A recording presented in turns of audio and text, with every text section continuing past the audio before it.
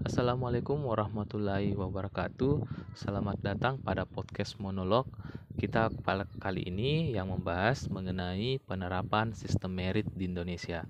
Perkenalkan, saya Muhammad Ihsanan Sari, peserta Latsar CPNS Provinsi Sulawesi Barat, gelombang 3, angkatan 10, kelompok 1, tahun 2022. Hari ini kita akan membahas mengenai penerapan sistem merit di Indonesia pada umumnya dan Pemda pada khususnya. Nah, merit system merupakan salah satu sistem dalam manajemen sumber daya manusia yang menjadikan kualifikasi, kompetensi, dan kinerja sebagai pertimbangan utama dalam proses perencanaan, perekrutan, penggajian, pengembangan, promosi, retensi, disiplin, dan pensiun pegawai. Mulanya, sistem merit ini banyak diterapkan di organisasi sektor swasta yang kemudian belakangan mulai berkembang dan diadaptasi oleh sektor publik. Di Indonesia, merit system secara legal formal diberlakukan pada tahun 2014 melalui Undang-Undang Nomor 5 Tahun 2014 tentang aparatur sipil negara. Dalam undang-undang tersebut dinyatakan bahwa kebijakan manajemen ASN berdasarkan pada kualifikasi, kompetensi, dan kinerja yang diberlakukan secara adil dan wajar tanpa membedakan latar belakang politik, ras, warna kulit, agama, asal-usul, jenis kelamin, status pernikahan, umur, atau kondisi kecatatan. Maksudnya di sini kondisi kecatatan adalah tanpa adanya diskriminasi terhadap salah satu orang yang berkebutuhan khusus, misalnya tunanetra atau tunawicara atau tunarungu. Nah, sistem ini seolah menjadi kritik atas suburnya praktik nepotisme dan primordialisme di dunia kerja. Oleh karenanya, sistem merit menjadi salah satu hasil dari agenda reformasi birokrasi yang dicanangkan oleh Presiden untuk menciptakan birokrasi yang netral dan mampu melayani kebutuhan publik serta bebas dari KKN. Pemberlakuan merit system ini dalam birokrasi Indonesia bertujuan untuk menghasilkan ASN yang profesional dan berintegritas tinggi dengan menempatkan mereka pada jabatan-jabatan birokrasi pemerintah sesuai kompetensinya. Itu pemberian kompensasi yang adil dan layak, mengembangkan kemampuan ASN melalui bimbingan dan diklat, dan melalui karir ASN dari politisasi dan kebijakan yang bertentangan dengan prinsip merit. Nah, jika kita melihat atau menilik lebih dalam lagi mengenai sistem merit ini, pengakuan atau diakuinya tidak mudah untuk diterapkan secara menyeluruh di pemerintah daerah, di mana sistem patronasi politik masih sangat kental. Ajang pelanggaran sistem merit paling besar adalah pada masa pemilihan kepala daerah, di mana netralitas ASN di sini betul-betul sangat diuji, karena dapat dilihat dari hasil pemilihan kepala daerah itu bisa menentukan promosi jabatan, karena pengaruh politik atau patronasi politik masih sangat kental, sehingga sangat besar pengaruhnya. Walaupun sudah menggunakan sistem merit, celah masih sangat terbuka lebar untuk mengangkat, menempatkan, dan promosi jabatan dengan koneksi politik atau yang biasa dikenal juga dengan spoil system, terutama bagi jabatan-jabatan administrasi. Nah, pada spoil system ini, promosi atau mutasi pegawai hanya berdasarkan pada kepentingan pribadi, tidak memperhatikan kualifikasi, kompetensi, dan kinerja pegawainya. Nah, bagi jabatan pimpinan tinggi juga tidak luput dari pantauan koneksi politik. Nah, ini walaupun sudah terbatasi dengan sistem rekrutmen terbuka, tetapi apabila sudah masuk pada 3 besar masih dimungkinkan peluang untuk memilih jabatan pimpinan tinggi yang memiliki konektivitas politik. Dan jabatan pimpinan tinggi tetap merupakan jabatan strategis yang masih dapat diperjualbelikan. Oleh karena itu, Patronasi politik yang sudah sedemikian sistemik di pemerintah daerah membuat ASN merasa bekerja melayani keinginan atasan demi peningkatan karir merupakan hal yang biasa. Pada pemerintah daerah yang sudah menerapkan sistem merit ini menjadi musuh utama untuk ASN yang berada di zona nyaman pada posisi jabatan dan menganggap perubahan, pergantian, dan rotasi jabatan merupakan masalah yang mengganggu, ya. Oleh karena itu, keberhasilan sistem merit ini sangat diperlukan dukungan political will dari kepala daerah, baik itu bupati, wali kota maupun gubernur. Apabila sistem merit diterapkan hanya sebatas kamuflase saja yang hanya ingin mendapatkan nilai reformasi birokrasi kategori baik atau sangat baik, tetapi dalam pelaksanaan internal mayoritas pemilihan jabatan masih didominasi oleh kepentingan politik, maka menjadi sia-sia adanya sistem merit tersebut karena ada profesionalitas ASN tidak akan terwujud. Oleh karena itu, sistem kerja internal birokrasi juga menjadi faktor keberhasilan yang perlu dipertimbangkan oleh pemerintah daerah.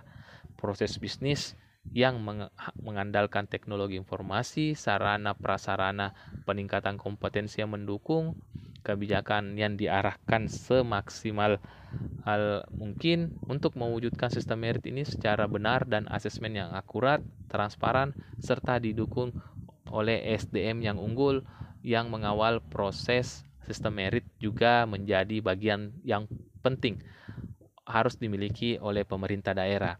Nah, salah satu bentuk dukungan yang diberikan oleh pemerintah daerah khususnya di daerah saya saya tinggal di Majene ini, pemerintah Provinsi Sulawesi Barat ini mengeluarkan peraturan mengenai yang dapat mendukung sistem merit ini, yaitu Peraturan Gubernur Nomor 55 Tahun 2020 tentang Roadmap Reformasi Birokrasi Pemerintah Provinsi Sulawesi Barat. Nah, di sini dengan adanya roadmap ini dapat mengarahkan lebih jelas arah dari penerapan sistem merit yang ada di Provinsi Sulawesi Barat, khususnya juga di berbagai pemerintah daerah, baik itu Majene misalnya, Polowali, dan lain-lain. Nah, kalau kita melihat implementasi sistem merit ini dapat diwujudkan pada manajemen sejak perencanaan kebutuhan SDM hingga pensiun nantinya. Karena dalam kondisi ideal, penerapan sistem merit dalam manajemen ASN ini dapat digambarkan sebagai berikut. Yang pertama, itu penyusunan dan penetapan kebutuhan. Maksudnya, sistem merit atau merit system ini dapat diterjemahkan instansi untuk membuat perencanaan kebutuhan ASN 5 tahunan berdasarkan dengan ANJAP atau analisis jabatan dan ABK atau analisis beban kerja. Dalam penyusunannya mempertimbangkan jumlah pangkat dan kualifikasi pegawai yang ada dengan mempertimbangkan pegawai yang akan pensiun. Jadi dengan adanya penyusunan dan penetapan kebutuhan ini, pihak internal dari suatu organisasi, baik itu pemerintah daerah, sudah dapat menetapkan dan menyusun berapa kebutuhan sumber daya manusia yang akan dibutuhkan selama 5 tahun ke depan. Kedua, dari segi pengadaan.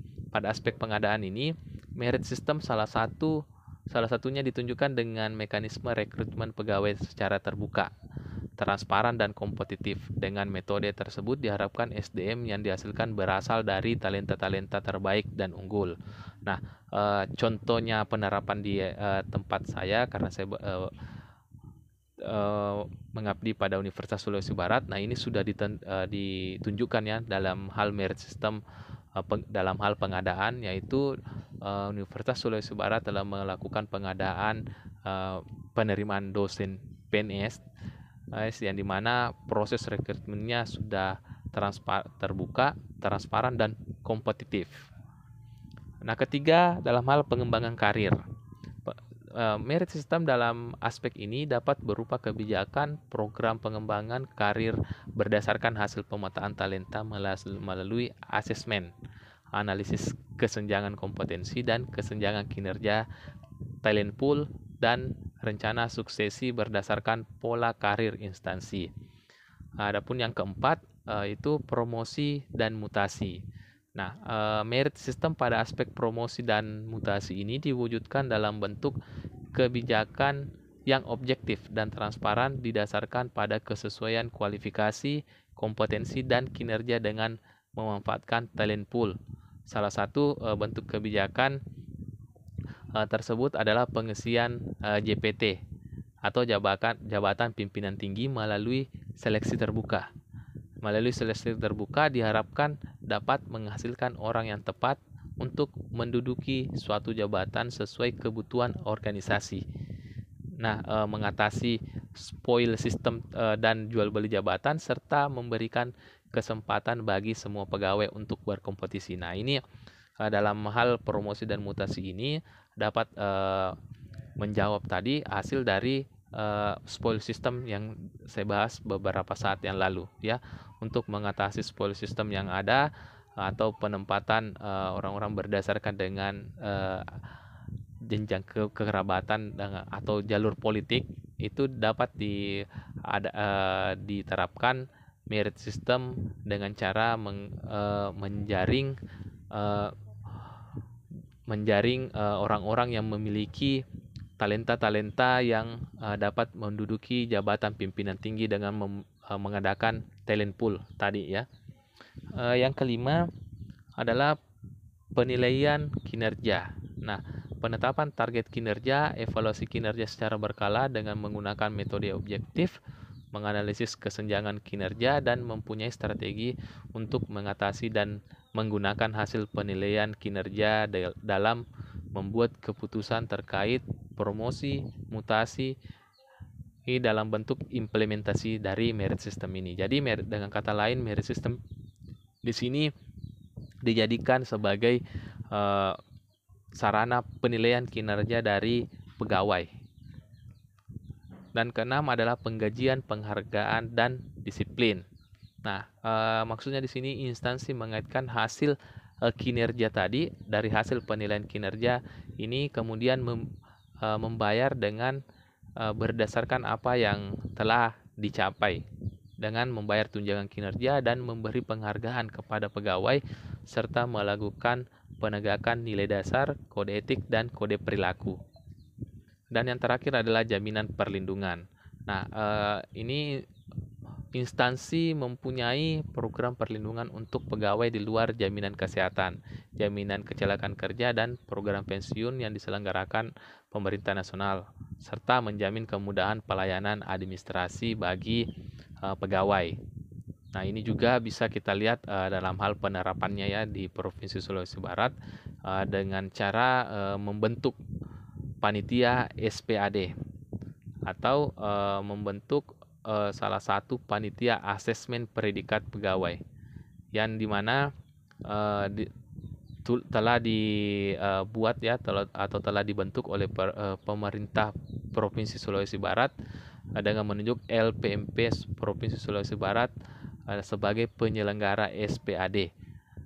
Nah, ini juga merupakan salah satu bentuk dukungan bagi pemerintah daerah dalam hal penyelenggaraan sistem merit ini untuk menilai atau mengasesmen kembali mengenai kualifikasi, kompetensi, dan kinerja dari pegawai yang ada di lingkup Provinsi Sulawesi Barat secara keseluruhan. Nah, di mana tujuan asesmen ini adalah untuk menjaring data profil prediksi kompetensi pegawai khususnya di Kementerian Pendidikan, Kebudayaan, Riset, dan Teknologi, di mana hasilnya ini juga akan bermanfaat bagi pegawai yang bersangkutan.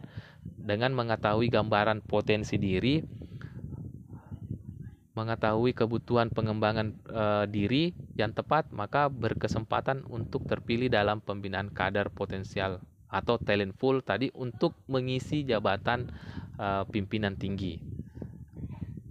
Jadi dengan adanya penerapan sistem merit ini bisa dikatakan merupakan blessing in disguise atau berkah tersembunyi dari adanya penerapan penilaian berdasarkan dengan kinerja, karena dengan adanya sistem merit ini bisa dikatakan tidak bisa dikatakan dengan adanya penerapan sistem merit tidak merugikan pegawai, tapi merupakan berkah tersembunyi, karena dengan adanya penerapan sistem merit maka dibarengi juga dengan adanya tunjangan yang diberikan berdasarkan dengan kinerjanya, atau biasa juga disingkatnya TUKIN, tunjangan kinerja yang diperoleh oleh pegawai berdasarkan hasil kinerja yang telah dilakukan selama bulan tersebut. Jadi kalau pegawai tersebut semakin baik kinerjanya, maka semakin tinggi juga tunjangan yang akan diperoleh.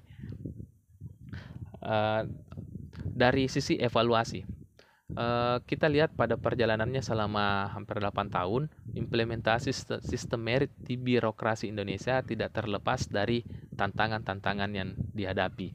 Berdasarkan peta sebaran penerapan sistem merit per provinsi sampai dengan tahun 2021 yang disusun oleh Komisi Aparatur Sipil Negara sebagai instansi yang dimandatkan untuk mengawasi penyelenggaraan sistem merit ini, menunjukkan bahwa rata-rata pemerintah provinsi wilayah Indonesia bagian barat telah menerapkan sistem merit manajemen ASN, sedangkan wilayah Indonesia bagian timur rata-rata menerapkan sistem merit dengan optimal.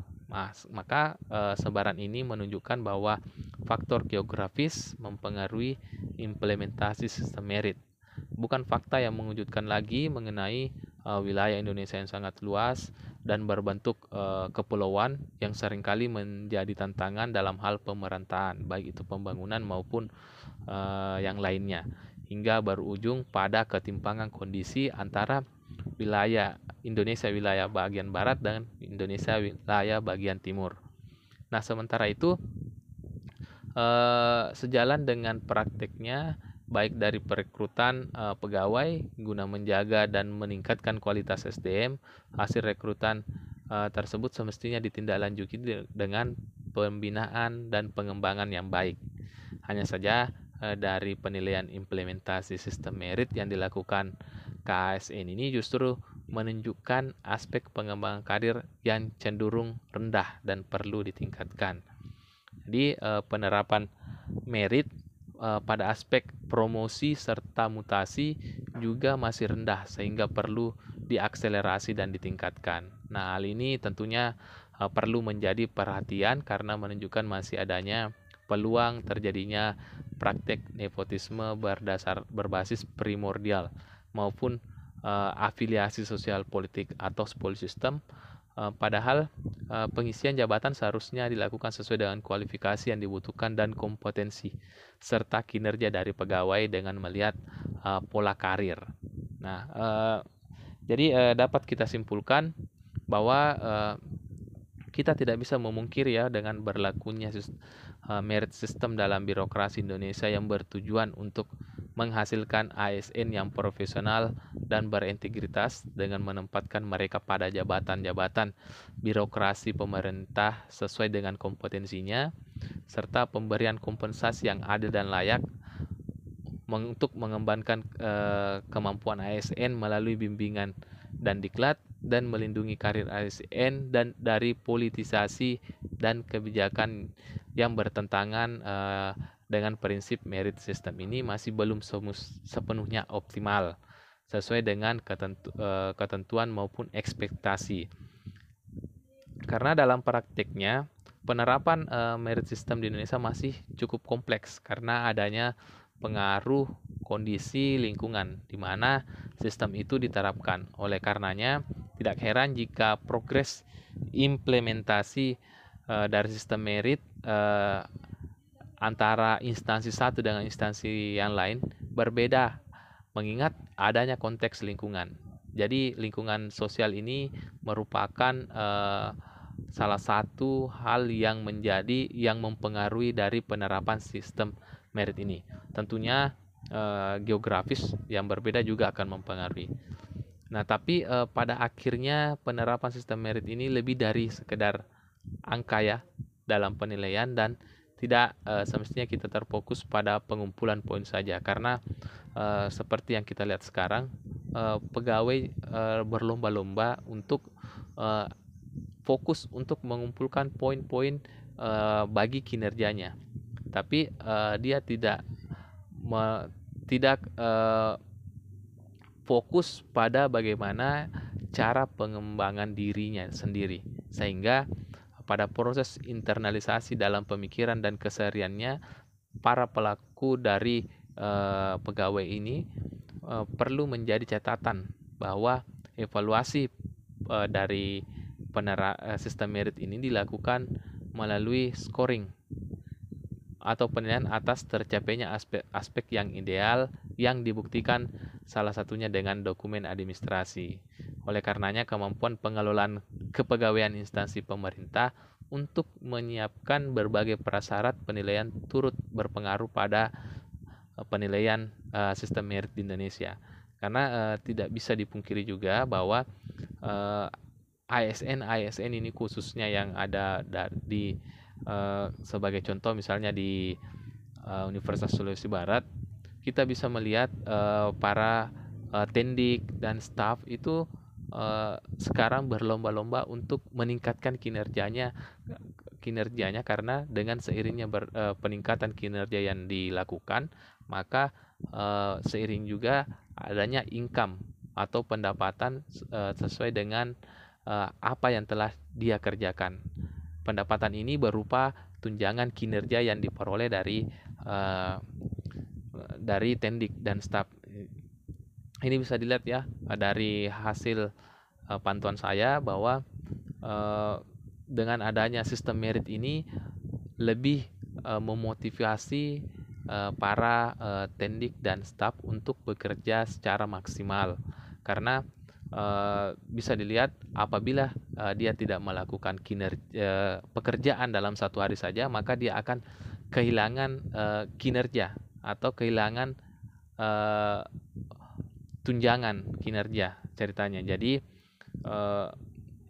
secara kesimpulannya, menurut saya sistem merit yang telah ditetapkan oleh pemerintah ini merupakan salah satu bentuk dari reformasi birokrasi yang ada di Indonesia yang dapat merubah pola pikir terhadap para pegawai dalam hal melakukan atau melaksanakan pekerjaannya.